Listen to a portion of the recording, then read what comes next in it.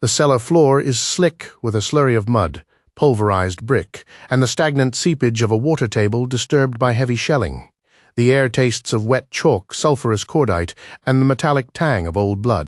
It is October 1916, and the morning light is a bruised purple filtering through a jagged hole in the ceiling where a shell once punched through the rafters.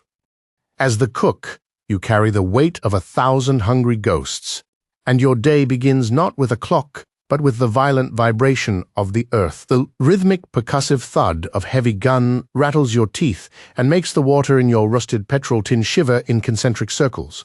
You have no kitchen, only a corner of a ruined house and a desperate need for fuel. You crawl through the debris, your fingers numb and caked in grit, hunting for splintered floorboards or fragments of wooden crates.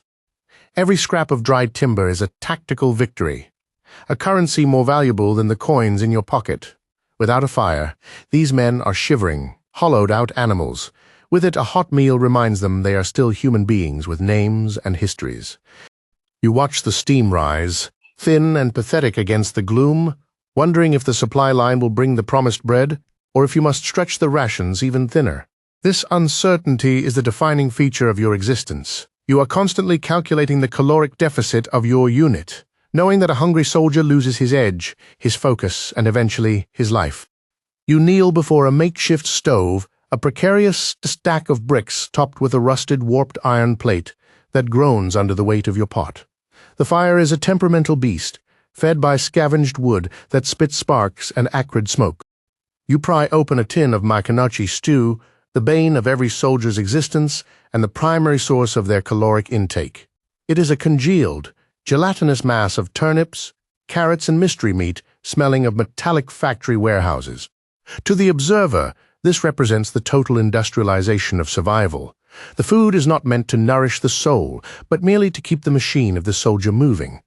By forcing this industrial product into a state of edibility, you are effectively sabotaging the military's cold efficiency, reclaiming the act of eating from the realm of fuel consumption and returning it to the realm of human experience. Your task is culinary alchemy, a desperate attempt to transmute industrial waste into something resembling a home-cooked meal. You crush rock-hard, weevil-infested biscuits into a powder to thicken the broth as the congealed fat liquefies over the heat. If you are lucky, you add a stray onion or a handful of stolen herbs, stirring with a splinter of wood until the sharp metallic scent of the tin is masked by something earthy and familiar. It is a silent rebellion against the cold, calculated monotony of the military supply chain. As the bubbles break the surface, the roar of the guns seems to fade. You are no longer a soldier waiting for a shell to find your address. You are a provider, coaxing life out of a tin can and reclaiming a sliver of agency in a world that has stripped you of everything else. This transformation is vital. It provides a sensory bridge to the past, reminding the men that there was a time before the trenches, when food was a pleasure rather than a survival requirement. The kitchen is a shifting, treacherous landscape. The dugout pulses with the impact of nearby artillery, and your pot slides across the uneven, vibrating stove. You become an engineer of the mundane, using twisted rebar and broken brick to create a friction lock for your cookware, ensuring the precious liquid doesn't spill into the mud. Dust and pebbles rain from the ceiling with every tremor, forcing you to shield the pot with your own body, a protective instinct that prioritizes the meal over your own skin. You guard the embers like a holy relic, knowing that if the heat dies, the meal is ruined and the morale of the men will plummet. It is a relentless, exhausting struggle to maintain a semblance of order in a place designed for destruction. This constant vigilance is what separates the cook from the infantryman. While they wait for the order to charge, you are negotiating with the physics of the environment to ensure the basic biological needs of the unit are met. You are the silent guardian of their physical endurance, managing the delicate balance between starvation and the meager rations provided by the quartermaster. At dusk, the officers arrive. They sit on crates, backs stiff, performing a ritual of normalcy that feels surreal given the carnage outside. You ladle the stew onto chipped enamel plates with deliberate precision, wiping the rims clean with a rag that has seen better days. It is a pointless, beautiful affectation. In a war tearing the fabric of civilization apart, you insist on the geometry of a dinner service, the placement of the spoon, and the cleanliness of the plate. For a few minutes, the war ceases to exist. The meal is a psychological anchor, a bridge back to a world where people spoke of the weather, the harvest or cricket scores instead of incoming shells. You stand back, watching them eat, realizing this orderly consumption is your most defiant act. It is a refusal to succumb to the chaos, a declaration that even here, in the mud and the dark, we are not yet beasts. This performance of etiquette is not merely for the officers, it is a mirror held up to the men, showing them that the structures of society, manners, order, and care still hold weight even when the world is burning. Then, the silence shatters. The ground lurches and the stew sloshes over the sides of the pot, hissing as it hits the embers. You grab a lid, moving with a practiced grace to keep the plaster dust from the food, a human reflex to keep a meal clean while the world is torn to pieces. The walls groan, the timber beams overhead bowing under the pressure of the earth. Fine white powder coats the officers' shoulders like macabre snow, turning their uniforms into ghosts. The candles die, leaving only the flashes of light bleeding through the timber, illuminating the terror in their eyes.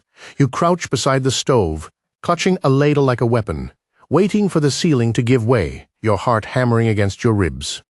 The sudden transition from the quiet dignity of the meal to the violent reality of the bombardment serves as a stark reminder of how fragile your efforts truly are. Yet, even in this moment of acute danger, your focus remains on the preservation of the meal, a testament to the power of habit over fear. The shelling stops as abruptly as it began, leaving a pressurized, ringing quiet in its wake. You are back in the cellar, wiping brick dust from the stove with trembling hands. Your muscles ache and your nerves are frayed, but you stir the pot again, a muscle memory overriding the primal urge to flee. That water was a hard-won victory. That stew was a defiant assertion of humanity.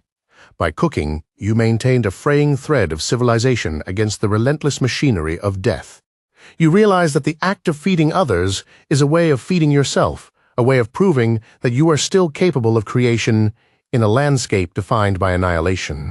This realization is the core of your resilience.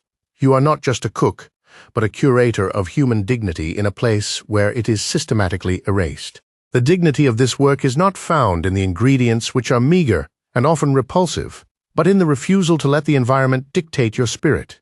You chose to stand at the stove when you could have cowered in the corner. You chose to serve a hot meal when the world demanded cold, shivering despair.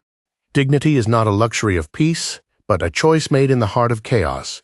It is the decision to remain human when everything around you is designed to make you less than that.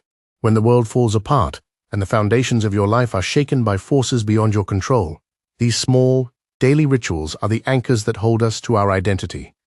They are the quiet, persistent signals that we are still here, still functioning, and still capable of imposing our own will upon a world that seeks to strip us of it. By maintaining these rituals, we create a sanctuary within ourselves, a space that the chaos cannot touch.